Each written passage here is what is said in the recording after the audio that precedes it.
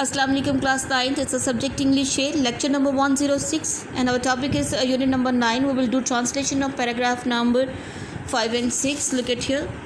This is the paragraph number 5 of unit number 9. All is not lost.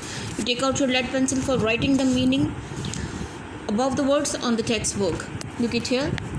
I went to the senior nurse. I went मैं गई to the senior nurse के पास and told her और बताया उसको that के I wanted मैं चाहती हूँ to help मदद करना this patient इस मरीज़ा की कि मैं इस मरीज़ा की मदद करना चाहती हूँ and work with her और उसके साथ काम करना चाहती हूँ more closely ज़्यादा करीब होकर और मैं उसके ज़्यादा करीब होकर काम करना चाहती हूँ I went to the senior nurse and told her कि मैं सीनियर नर्स के पास गई और उसको बताया that I wanted to help this patient कि मैं इस मरीज़ा की मदद करना चाहती हूँ and work with her more closely उसके ज़्यादा करीब होकर काम करना चाहती हूँ. The senior nurse looked at me मेरी तरफ देखा. सीनियर नर्स ने मेरी तरफ देखा with utter surprise, utter मुकम्मल सरप्राइज़ हैरानगी के साथ कि मुकम्मल हैरानगी के साथ या पूरी हैरानगी के साथ उसने मेरी तरफ देखा and remarked और कहा that के she had ऑर्डर्स के उसको अहकामात मिले थे फ्रॉम द डॉक्टर से इंचार्ज निगरान डॉक्टर से उसको अहकामात मिले थे टू शिफ्ट के मुंतकिल कर दें हर उसको टू द जनरल वार्ड में. The senior nurse looked at me with utter surprise कि सीनियर नर्स ने पूरी हैरानगी से मेरी तरफ देखा एंड रिमार्क्ड और कहा that she had orders from the doctor in charge to shift her to the general ward कि उसको अहकामात मिले हैं निगरान डॉक्टर से कि उसको जनरल वार्ड में मुंतकिल कर दिया जाए. द डॉक्टर थॉट्स क्योंकि डॉक्टर सोचते थे that she was a hopeless case कि ये एक होपलेस मायूस कुन केस है एंड द बेड और बिस्तर मस्ट बी स्पेयर्ड खाली कर देना चाहिए फॉर अदर पेशेंट्स दूसरे मरीज़ों के लिए क्योंकि डॉक्टर ये सोचते थे कि वो एक मायूस कुन केस है और जो बिस्तर है वो दूसरे मरीज़ों के लिए खाली कर देना चाहिए.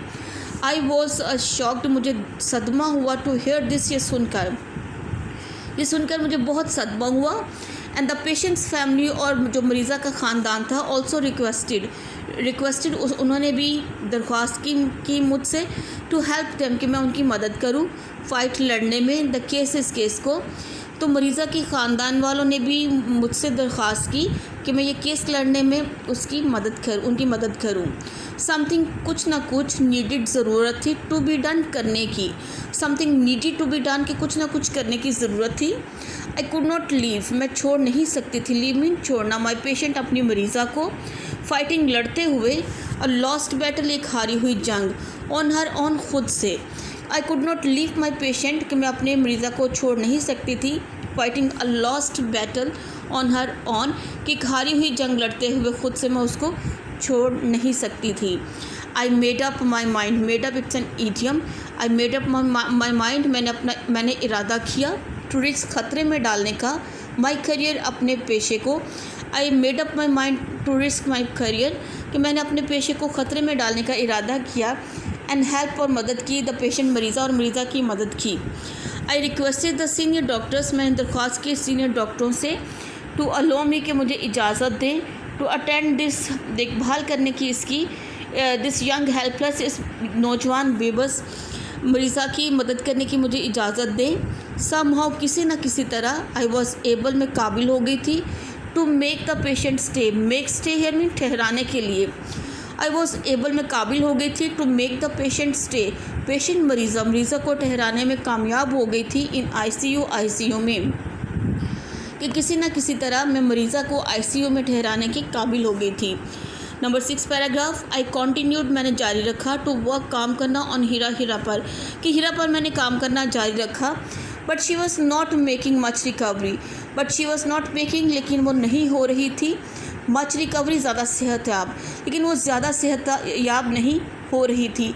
आई फेल्ट मैंने महसूस किया एज हेल्पलेस इतना ही बेबस एज शी वॉज जैसा कि उसे शी वॉज टू सी हर जैसा कि उसको देखकर होता था लाए लेटे हुए ऑन बेड बिस्तर पर इन अ मिजरेबल स्टेट एक मिजरेबल काबिल रहम स्टेट हालत में.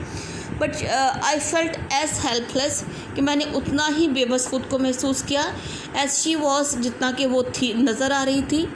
As she was to see her life, जैसे कि उसको देख के महसूस हो रहा था लेटे हुए बिस्तर पर एक बहुत ही काबिल रहम हालत में। कुड आई बी एबल, कि क्या मैं काबिल हो सकूँगी।